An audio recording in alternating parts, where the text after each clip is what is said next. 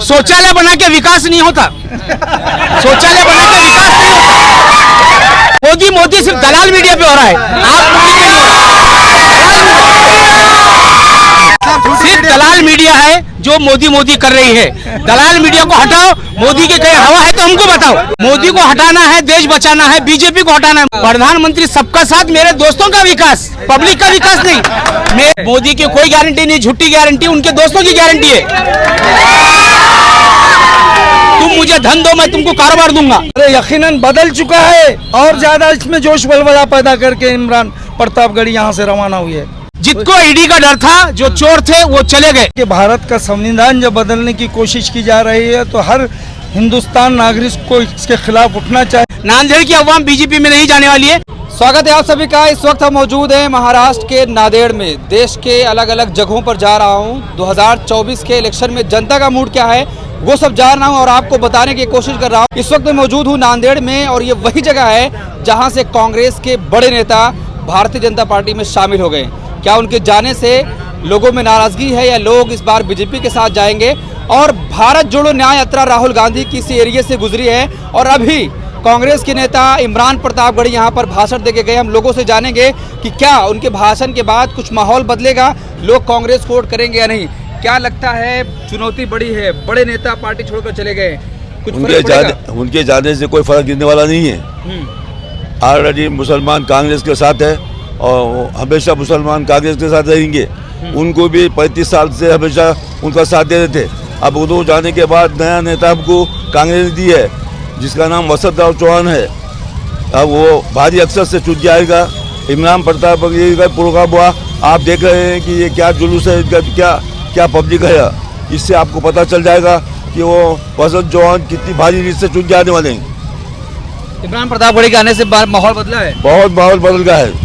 इनके आने से 1,00,000-1,50,000 के वोट और ज्यादा बढ़ गए हैं। 1,00,000-1,50,000 वोट बढ़ गए हैं। लेकिन प्रधानमंत्री कह रहे हैं सबका साथ सबका विकास। प्रधानमंत्री हमेशा ऐसा बोल रहे हैं मगर कोई उनके बात हर वक्त झूठ निकल रही है। कोई विकास नहीं हो रहा, किसका गरीब लोग परेशान हैं। क्या लगता है क्या मुद्दे होंगे इस बार? मुद्दे ये होंगे कि भारत का संविधान जब बदलने की कोशिश की जा रही है तो हर हिंदुस्तान नागरिक को इसके खिलाफ उठना चाहिए कि ये हुकूमत में आएंगे बीजेपी वाले तो यकीनन भारत का संविधान बदल देंगे। हमको संविधान बचाना है। लेकिन प्रधानमंत्री कह रहे हैं कि लोकतंत्र मजबूत हुआ हमारी सरकार। बिल्कुल नहीं हुआ। हर तरफ नफरत का माहौल प्रधानमंत्री और अमित शाह ने फैला चुके हैं। मुस्लिम हिंदू एक दूसरे के खिलाफ माहौल बना है। फिजाएं बहुत खराब है हिंदुस्तान की। तो क्या इस बार परिवर्तन चाहते हैं? बिल्कुल 101% परिवर्तन चाहते नहीं, परिवर्तन हो चुका है और पूरी कांग्रेस की सरकार बनने वाली है और बहुत ताकतवर सरकार बनने वाली। बड़े नेता पार्टी छोड़कर चले जा रहे हैं। ठीक है, उनको जो मुनासिब समझा वो गए। ऐसा कांग्रेस में जो कांग्रेस से बीजेपी में गए या बीजेपी से कांग्रेस में आ गए, ये चलते रहता है, ये उनकी मंशा है। लेकिन आज का मुसलमान हिंदू इस बीजेपी के खिलाफ एक मजबूत ताकत से उभर रहा है और यकीनन अल्लाह के फजल करम से हुकूमत बदलेगी। तो क्या अशोक चौहान के जाने से कुछ असर नहीं होगा? बिल्कुल, आप देख रहे हैं इतना बड़ा मजमुआ है और आप इतनी बड़ी सभा अभी हुई है और ये मुस्लिम इलाका है और एकजुट होकर 100% मुसलमान वोट देने को तैयार है। बल्कि ये एक मुसलमान ये अपने तौर पर खुद को कैंडिडेट महसूस कर रहा है और बड़ी ताकत से वोट दिया जाएगा। इमरान प्रतापगढ़ी आया, बाहर बदलेगा? अरे यकीनन बदल चुका है और ज्यादा इसमें जोश बलबला पैदा करके इमरान प्रतापगढ़ी यहाँ से रवाना हुई है। बहुत जोश भर के गए हैं। सर मुसलमान ही नहीं बल्कि हिंदू समाज, एससी समाज, सिख समाज भी वोट देगा कांग्रेस को, क्योंकि आप देख रहे हैं कि हर चीज गिराने की महंगी हो चुकी है। मुद्दे क्या है इस बार? मुद्दे एक हमारे कांग्रेस के मुद्दे है कि महंगाई को खत्म करना और बेरोजगारी के उसको खत्म करके और हिंदू मुसलमान मंत्री करें परिवारवाद है कांग्रेस में। अपने अमित शाह का बच्चा आज बीसीसीआई का प्रेसिडेंट है जो करोड़ों का बजट रखती है। ये परिवारवाद नहीं तो क्या है? ये हमको बोलते हैं परिवार कांग्रेस, परिवार तो इनमें बहुत ज्यादा है। इन्होंने देश के लिए क्या किया है? कांग्रेस वालों ने अपना खून बहाया है, जेल की मुसीबतें बर्दाश्त की है। इन्होंने क्या किया है? आयता आकर बेवकूफ़ बनाकर झूठ का परिंदा फैलाकर 10 साल से दिल्ली के तख्त पे बैठकर इस भारत की फिजाओं को पहले 10 साल बेमिसाल है, लगता है आपको? बिल्कुल नहीं है। कौन कहता है बेमिसाल है? आज देखिए कहीं भी जाइए, कहाँ है बेमिसाल? बदमिसाल है, बदमिसाल। 400 पार का नारा लगा रहे हैं। अरे ये पहले भी लगाए थे, अभी भी लगाए। हाँ, एक बात है, ईवीएम मशीन में गड़बड़ करके इन्होंने लगा रहे होंगे तो ये बात अलग है। 100% माहौल बदलेगा नांदेड़ का और पूरे हिंदुस्तान का माहौल बदलेगा।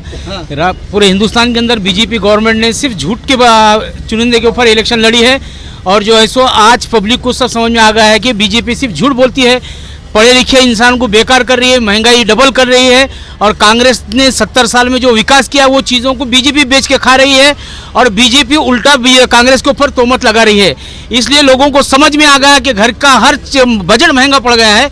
बीजेपी हटाओ, देश बचाओ, हिंदुस्तान से जातिवाद हटाओ, मोदी से निजात पाओ। देश बचाना है, मोदी को लाना है, मोदी को हटाना है, देश बचाना है, बीजेपी को हटाना है। मोदी देश का प्रधानमंत्री है, मोदी नहीं है पर बीजेपी है। इसलिए हमको बीजेपी हटाना है, देश बचाना है, देश से गुर्बत को दूर करना है, नौजवान बच्चों को नौकरियां देना है। जो मिलिट्री के अंदर जो 4 साल के नौकरी लगा रहे हैं और इन्होंने 75 साल की नौकरी के लिए इन्होंने तैयार हो रहे हैं और लोगों को 4 साल की नौकरी दे रहे हैं। इन्होंने बोल रहे मैं उम्र भर रहूंगा, नौजवान बच्चे 4 साल नौकरी करके रिटायरमेंट लेना, ये नहीं चलने वाला। मोदी हटाओ, देश बचाओ। और अशोक चौहान नांदेड़ से गए हैं तो हमको उससे कोई फर्क पड़ा नहीं। पूरी नांदेड़ की अवाम कांग्रेस के साथ है, अशोक राव के साथ कोई नहीं है। हम पहले भी कांग्रेस के साथ थे, आज भी महावाक्य विकास आघाड़ी में राष्ट्रवादी का कार्यकर्ता हूं और जो है सो हम पूरे इंडिया गठबंधन के साथ है। हम ज्यादा से ज्यादा सीट लाने की पूरी कोशिश करेंगे और इंडिया गठबंधन पूरे हिंदुस्तान में आएगा। सब बहुत सारे नेता उनके साथ चले गए, पार्टी छोड़, कुछ नहीं होता। जिसको ईडी का डर था, जो चोर थे वो चले गए, जिसको डर नहीं था, नवाब मलिक जेल जाके आए, हमारे कई मिनिस्टर जेल जाके आए। जो डरा वो मर गया, जो नहीं डरा उन्हें जेल की हवा खा के आया। इन्होंने 65 साल कांग्रेस से फायदा उठा के इन्होंने डर के जो है सो बीजेपी में चले गए। नांदेड़ की अवाम बीजेपी में नहीं जाने वाली है, नांदेड़ की अवाम कांग्रेस के साथ ही रहेंगी 110%। तो आपके नेता इमरान प्रतापगढ़ी का अभी धुआंधार भाषण हुआ है, तो लग रहा है कुछ असर होगा, वोट और मिलेगा? इमरान प्रतापगढ़ी आने से पहले ही हमारा माहौल बन गया है। इमरान प्रतापगढ़ी आने से और 50% वोट बढ़ चुके हैं। नौजवानों में जो जोश पैदा करके गए, इंशाल्लाह हम नांदेड़ से क्या, नांदेड़ की हवा पूरे हिंदुस्तान में चलेगी। मतलब जो भाषण हुआ उसका असर है? ये असर 100% है, होगा 100% होगा। हो चुका है। प्रधानमंत्री कहते हैं सबका साथ सबका विकास। प्रधानमंत्री सबका साथ, मेरे दोस्तों का विकास, पब्लिक का विकास नहीं, मेरे दोस्तों का विकास। तुम्हारा साथ, मेरे दोस्तों का विकास। बीजेपी के कौन से इंसान के ऊपर, कौन से लीडर के ऊपर ईडी लगाए भाई तुमने? तुम अपोजिशन पे ही ईडी लगा रहे हो, तुम अदर पर्सन पे ईडी क्यों नहीं लगा रहे हो? अरे कह रहे गरीब का बच्चा हूँ, गरीबों को दुख जान रहा हूँ मैं। कितना दुख जानते हैं सब मालूम है। इतना दुख जानना है तो फिर तुम्हारे मणिपुर में जाके गरीबों का दुख जानो, जो हमारी माँ बहनों को रोड पे लंगे फिरा रहे। मणिपुर का मुंह बोलना नहीं आ रहा है इनको। इन्हों क्या गरीबों का दुख जानते? इन्हों गरीबों का घर कैसा लूटना है, गरीबों के अकाउंट कैसे लूटना है, ये इतना उनको बहुत पक्का मालूम है। पिछले 60 सालों में कांग्रेस ने लूटा है, हमने बनाया 10 सालों में। तुमने आरएसएस वालों ने हिंदुस्तान को शुरू से लूटने का काम किया है, बीजेपी ने लूटने का काम किया है। देश को जो डेवलप किया है वो सिर्फ कांग्रेस ने किया है। कांग्रेस के गांधी खानदान के लोगों ने देश के लिए कुर्बानियां दी है। राजीव गांधी ने अपनी जान दी है, इंदिरा गांधी ने अपनी जान दी है। बीजेपी का, आरएसएस का कोई देश के लिए 2 दिन के लिए जेल गया? बताइए। गलत इतिहास पढ़ाया गया आपको? हमको गलत इतिहास नहीं पढ़ा, आप सही इतिहास बताइए। ये आप सही इतिहास आप बताइए। आप व्हाट्सएप यूनिवर्सिटी से होंगे तो आप ये मुझे इतिहास बताइए। बीजेपी के नेता रैलियों से बोलते हैं गलत इतिहास पढ़ाया गया। नहीं तो बीजेपी ने गलत इतिहास पढ़ाया है। शौचालय बना के विकास नहीं होता, शौचालय बना के विकास नहीं होता। आज बच्चों को एजुकेशन फ्री दो। आज जो आप हीरे के ऊपर 3% टैक्स लगाए, ये जीएसटी लगा रहे, किताबों पे 18% टैक्स लगा रहे, ये कौन सा इंसाफ है? अमीरों को जीएसटी कम कर रहे, पढ़ने लिखने वाले बच्चों को स्कूलों के ऊपर तक तुम जीएसटी लगा रहे। आप क्या विकास दे रहे हैं साहब? आप विकास देना है तो गरीबों के चूल्हों में सस्ता अनाज पहुंचाओ। उद्योगपतियों का साथ है, चोरों का साथ है। विदेशों में मोदी और मोदी सिर्फ दलाल मीडिया पे हो रहा है। आप सिर्फ दलाल मीडिया है जो मोदी कर रही है। दलाल मीडिया को हटाओ, मोदी के कहीं हवा है तो हमको बताओ। मोदी मीडिया हटाओ, देश बचाओ। क्या करें? दलाल मीडिया, गोदी मीडिया हटाओ, फिर मोदी का हाल हमको बताओ। अच्छा, क्या मीडिया आपकी बात नहीं उठा रहा है? मीडिया बात नहीं उठाती। मीडिया राहुल गांधी की रैली को क्या बताई, मीडिया ने मणिपुर का क्या बताया, मीडिया ने हिंदुस्तान का क्या बताया, मीडिया ने इलेक्ट्रल बॉन्ड पे क्या बहस करा। ये इलेक्ट्रल बॉन्ड के चोरा जो सो इलेक्ट्रल बॉन्ड खरीदते हैं उनके ऊपर ईडी नहीं जाती, पहले ईडी की धमकी दी जाती, फिर उन्हें इलेक्ट्रल बॉन्ड खरीदा तो उसको छोड़ दिया जाता।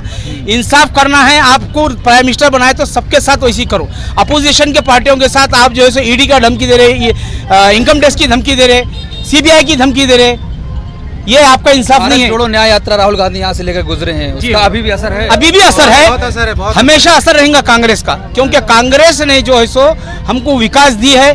कांग्रेस के दौर में हमारे माँ बाप नौकरियां करे हैं, और बीजेपी के दौर के अंदर लोगों के नौकरियां चले गए, कोरोना के अंदर लोगों को कफन नहीं मिला। कांग्रेस के अंदर अरे मोदी की गारंटी पे काम चल रहा है। मोदी की कोई गारंटी नहीं, झूठी गारंटी, उनके दोस्तों की गारंटी है।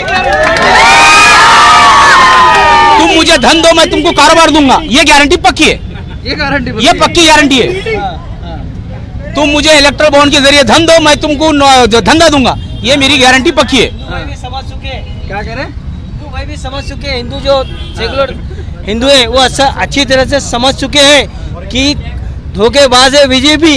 आज हिंदू भाई समझ चुके और मुसलमान भी समझ चुके। पहले यूएम घोटाले पे कंट्रोल करना चाहिए। यूएम घोटाले में मशीनरी की तरह इलेक्ट्रिक तरीके से जिस तरीके से बीजेपी ईवीएम कांग्रेस ही तो आई थी। यूएम कांग्रेस ने लाई, उसको फॉलो मतलब मैंने अभी मतलब मैंने बीजेपी ने उसको इसमें लाया, मतलब मैंने ये कराया, उसका फायदा बीजेपी ने लिया पूरी तरीके से। इस पर कंट्रोल होना चाहिए। इसके जो पूरा सॉफ्टवेयर है, सॉफ्टवेयर पर मतलब मैंने इस पर नजर रखना चाहिए। सॉफ्टवेयर जो फ्रॉड है इस पर कवर करना पड़ेगा। चलिए, तो देखा हमने लोगों से बातचीत करी और जानने की कोशिश करी कि आखिर असर क्या है। क्या जिस तरीके से इमरान प्रतापगढ़ी का जोरदार भाषण हुआ है, वो युवाओं को एक जोश दिलाकर गए हैं, तो क्या उसका असर होगा या नहीं होगा? क्या लोग वोटों में उसको बदल पाएंगे या नहीं बदल पाएंगे? तो लोगों का कहना यही है कि इससे पहले ही माहौल बदला था, लेकिन इमरान प्रतापगढ़ी के आने के बाद और ही माहौल यहाँ पर बन गया है। 50% ज़्यादा भी यहाँ पर माहौल बन गया है और इस बार यहाँ से कांग्रेस का प्रत्याशी जीत कर जाएगा। जिस तरीके से अशोक चौहान ने कांग्रेस पार्टी छोड़ी, बीजेपी का दामन थामा, तो लोग कह रहे हैं कि उनके जाने से कोई असर नहीं पड़ेगा, कोई फर्क नहीं पड़ेगा। जो कांग्रेसी हैं वो कांग्रेस को वोट देंगे। तो आप क्या सोचते हैं? आपकी क्या राय है? कमेंट बॉक्स में राय जरूर दें।